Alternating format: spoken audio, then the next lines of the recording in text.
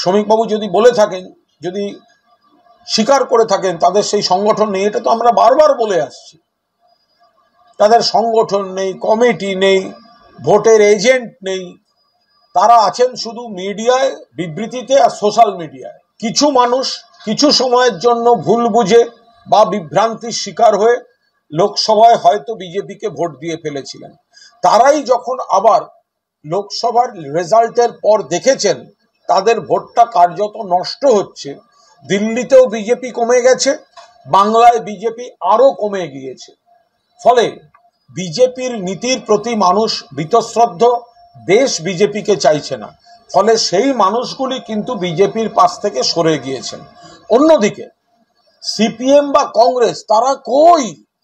তাদের যে এত সব নেতাদের নাম শুনি, ফেসবুকে দেখি, সন্ধেবেলা মিডিয়াতে বড় বড় কথা বলতে দেখি, তারা কোথায়? তারা তো প্রচারেই ছিলেন না, কোনো বড় মিটিং মিছিল করার লোকজনও তাদের নেই।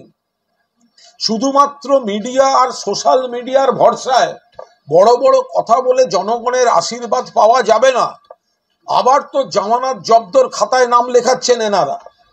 ফলে আমরা এটা বাংলার মানুষের রায়, তৃণমূল কংগ্রেসের প্রতি আস্থা, বিজেপি, সিপিএম, কংগ্রেস বিরোধীদের কুৎসা, ব্যক্তি আক্রমণ, তাদের প্রতি অনাস্থা এবং তৃণমূলের উপর পূর্ণ আস্থা রেখে মমতা বন্দ্যোপাধ্যায়ের হাত শক্তিশালী করা, এটাই আজকের রায়।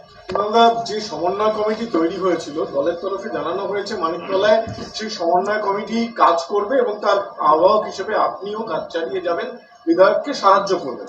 তা এইরকম একটা ব্যতিক্রমী পদক্ষেপ মানিকতলার ক্ষেত্রে কেন নিল তৃণমূল কংগ্রেস? দলের সিদ্ধান্ত, দল যা দায়িত্ব দেবেন নিশ্চিতভাবে আমরা সেটা পালন করব। আমি নিশ্চয়ই এর বিস্তারিত খোঁজ খবর নেব এবং আমাদের যা যা করণীয় কোর কমিটির, মাননীয় মুখ্যমন্ত্রী মমতা বন্দ্যোপাধ্যায় মানিকতলা ইলেকশনে একটি কোর কমিটি করে দিয়েছিলেন। অতীন ঘোষ, পরেশ পাল, স্বপন সমাদ্দার, আমি, নির্বাচনী এজেন্ট অনিন্দ রাউত। তো আমরা চেষ্টা করেছি সকলকে নিয়ে সিনিয়র জুনিয়র সকলকে নিয়ে, এবং প্রতিটি কর্মী সমর্থক সৈনিক এককাট্টা হয়ে সুপ্তি পাণ্ডেকে বিপুল ভোটে জিতিয়ে এনেছেন। এখন দল যা নির্দেশ দেবেন পালন করব সেই মতো, এই নিয়ে আলাদা কোনো মন্তব্য নেই। না না, আমি এই নিয়ে কোনো মন্তব্যই করব না। তিনটে জায়গায় তো হয়নি, কিন্তু এখানে কি একটু দুর্বল বলে হলো নাকি? না না, এরকম কোনো বিষয় হয় মনে হয় না। যেহেতু একটা নির্বাচনী প্রসেসে কাজ হয়েছে, তার পরিপ্রেক্ষিতেই নিশ্চয়ই পার্টি নেতৃত্ব অত্যন্ত সন্তুষ্ট যেভাবে সকলকে নিয়ে কোর কমিটি যেটা আস্থা রেখেছিলেন মমতা বন্দ্যোপাধ্যায় কাজ করেছেন। হয়তো নতুন বিধায়ক যদিও তিনি যথেষ্ট সাধন পাণ্ডের সঙ্গে, প্রয়াত সাধন পাণ্ডের বিভিন্ন কাজেই তিনি যুক্ত, বৌদিকে আমরা খুবই ভালোবাসি, শ্রদ্ধা করি, কিন্তু দল যে দায়িত্ব দিচ্ছেন, দলের যা নির্দেশ আমরা পালন করব, এর বাইরে কোনো কথা বলবো না। আজকে বিজেপি বলছে ফল প্রকাশের পর শ্রমিকগণ চাচ্ছে, এই মুহূর্তে দাঁড়িয়ে শাসক দলের বিরুদ্ধে ভোটে লড়ার মতো সংগঠন তাদের কাছে নেই এবং এটা স্বীকার করতে কোনো লজ্জাও তাদের মধ্যে নেই। এই সংগঠন তৈরি করতে তারা যে পারেনি সেটা তাদের ব্যর্থতা বলে স্বীকার করে নিচ্ছে। আমরা খুব পরিষ্কারভাবে বলছি, আমরা নিশ্চিতভাবে সাংগঠনিকভাবে শক্তিশালী, আবার আমাদের জয় মানুষের ভোটে। এখন বিজেপির শ্রমিকবাবু যদি বলে থাকেন, যদি স্বীকার করে থাকেন তাদের সেই সংগঠন নেই, এটা তো আমরা বারবার বলে আসছি।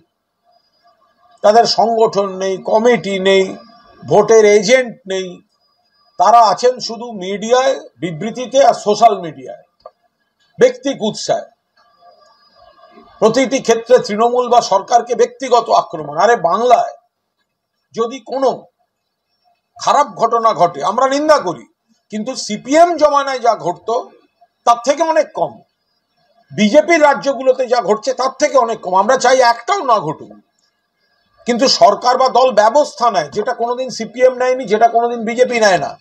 বিজেপির বৃজভূষণ এমপি যদি আমাদের সোনার মেয়েরা, কুস্তিগিররা শ্লীলতাহানির কথা বলে, তারপরেও তাকে লোকসভায় নরেন্দ্র মোদী, অমিত শাহ পাশে বসিয়ে রাখেন, সিপিএম এর গণহত্যায় অভিযোগকারীরা বামফ্রন্ট সরকারের মন্ত্রিসভায় ছিলেন। তৃণমূল কংগ্রেস সেটা করে না, দল ব্যবস্থা নেয়, সরকার ব্যবস্থা নেয়। তো সেই জায়গায় দাঁড়িয়ে তৃণমূলের উপরেই যে মানুষ ভরসা রাখতে পারেন সেই ক্ষেত্রটা আমরা প্রস্তুত করে দিয়েছি। একই সঙ্গে উনি বলছেন যে 26-এ ভোট হবে না, তার আগেই বাংলার মানুষ নতুন সরকার। এ তো আজব কথা। ভোট হলে তৃণমূল জিতছে, অবাধ ভোট তৃণমূল জিতছে, মানুষের ভোটে তৃণমূল জিতছে, নির্বাচনে তৃণমূল জিতছে, উপনির্বাচনে তৃণমূল জিতছে, আর বিজেপি বলছে তার পরের নির্বাচনে সরকার থাকবে না, ভেঙে দেবো। সবসময় ব্যাকডোর ব্যাকডোর ব্যাকডোর, সরকার ভেঙে দেবো, এজেন্সি পাঠিয়ে দেবো, ধরে আনবো, টাকা দেব না, ন্যায্য পাওনা দেব না। এই নেতিবাচক ভাবে বাংলাকে যতবার হুমকি দেবে, নেতিবাচক ভাবে বাংলাকে যতবার বঞ্চিত করবে, অপমান করবে, ততবার ভোটে হারবে এই Bharatiya Janata Party. Okay, thank you. Hindi পড়ে বাবা, বাংলা আছে।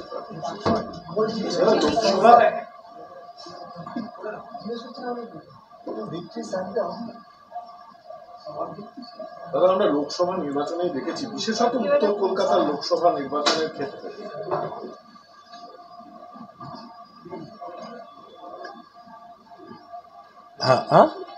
উত্তর কলকাতার লোকসভা নির্বাচনের ক্ষেত্রে মমতা বন্দ্যোপাধ্যায় নিজে খুব সক্রিয় ভূমিকা পালন করেছেন এবং লোকসভা নির্বাচনের পরই এই যে 4 কেন্দ্রের উপনির্বাচন, সেখানে যে বিপুল সাফল্য পেল তৃণমূল কংগ্রেস, এরপরে কি দল এবং প্রশাসন দুই ক্ষেত্রে কি আরো সক্রিয়ভাবে মমতা বন্দ্যোপাধ্যায়কে দেখা যাবে?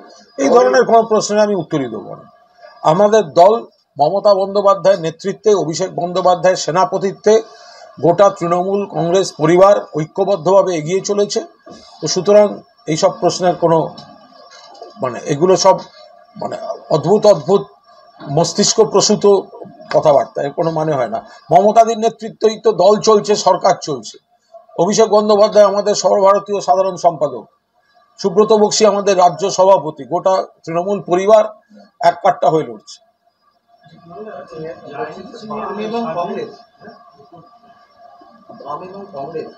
তারা তো প্রচুর একেবারেই অপ্রাসঙ্গিক হয়ে গেল বাংলা রাজনীতিতে। তারা কোথায়? বামেদের এই তত্ত্ব কথা বলা নেতারা, ফেসবুক করা নেতারা, তারা কোথায়? এত নাকি সব তরুণ তুর্কি সব উঠে আসছে, এত গ্ল্যামার, সব বিশেষণ শুনি, তারা সব কোথায়?